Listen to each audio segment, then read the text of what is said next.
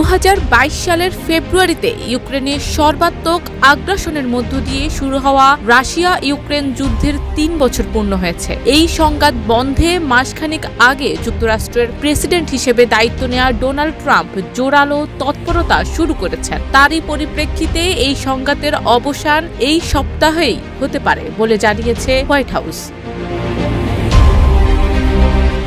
সম্প্রতি এক প্রতিবেদনে এই তথ্য জানিয়েছে বার্তা সংস্থা আনাদোলু। তবে প্রেসিডেন্ট হিসেবে দায়িত্ব নেওয়ার আগে থেকেই এই সংঘাত বন্ধের জন্য সোচ্চার ছিলেন ট্রাম্প। শনিবার হোয়াইট হাউসের মুখপাত্র ক্যারোলিন লেভিট বলেছেন, মার্কিন প্রেসিডেন্ট ডোনাল্ড ট্রাম্প ইউক্রেন সংঘাতের অবসান ঘটানোর জন্য রাশিয়ার সাথে একটি চুক্তি আলোচনার বিষয়ে আত্মবিশ্বাসী। নিউ অন ফুডি 150 টাকা ডিসকাউন্ট টু ওয়েলকাম ইউ।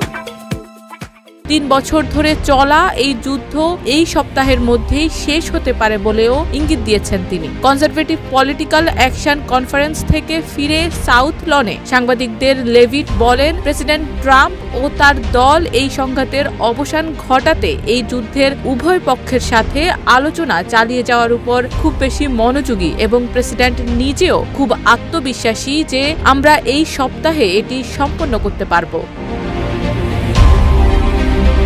ইউক্রেনের প্রেসিডেন্ট জেলেনস্কির আর কোনো অপশন নেই এবং আন্তর্জাতিক নেতাদের সাথে ভবিষ্যতে শান্তি আলোচনা থেকে তাকে বাদ দেওয়া উচিত বলে ট্রাম্প দাবি করার পরে হোয়াইট হাউসের মুখপাত্রের কাছ থেকে এই মন্তব্য এসেছে। লেভিট বলেছেন, মার্কিন জাতীয় নিরাপত্তা উপদেষ্টা ম্যাট ওয়ালটজ এই সপ্তাহে একটি চুক্তিতে পৌঁছানোর জন্য দিনরাত কাজ করবেন এবং অর্থমন্ত্রী স্কট বেসেন্ট নিজেও ইউক্রেনের সাথে খনিজ ব্যবহার সংক্রান্ত একটি প্রস্তাবিত চুক্তির বিষয়ে আলোচনা চালিয়ে যাচ্ছেন। মুখপাত্র ক্যারোলিন লেভিট আরও বলেন, ইউক্রেনের গুরুত্বপূর্ণ এইসব খনিজ পদার্থ ট্রাম্পের জন্য একটি গুরুত্বপূর্ণ অংশ, কারণ এটি আমেরিকার ট্যাক্স ডলার ফিরিয়ে আনবে।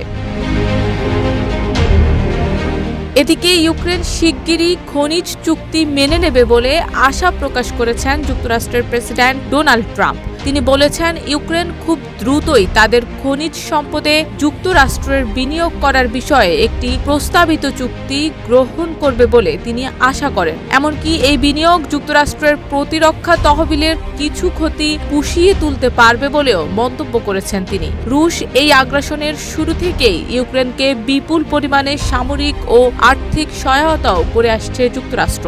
গত মাসে ক্ষমতায় এসেই এই যুদ্ধ বন্ধের ব্যাপারে সোচ্চার হয়ে উঠেছেন ট্রাম্প। তবে এর পেছনে ট্রাম্পের অন্য স্বার্থ যে রয়েছে তা কারোরই অজানা নয়।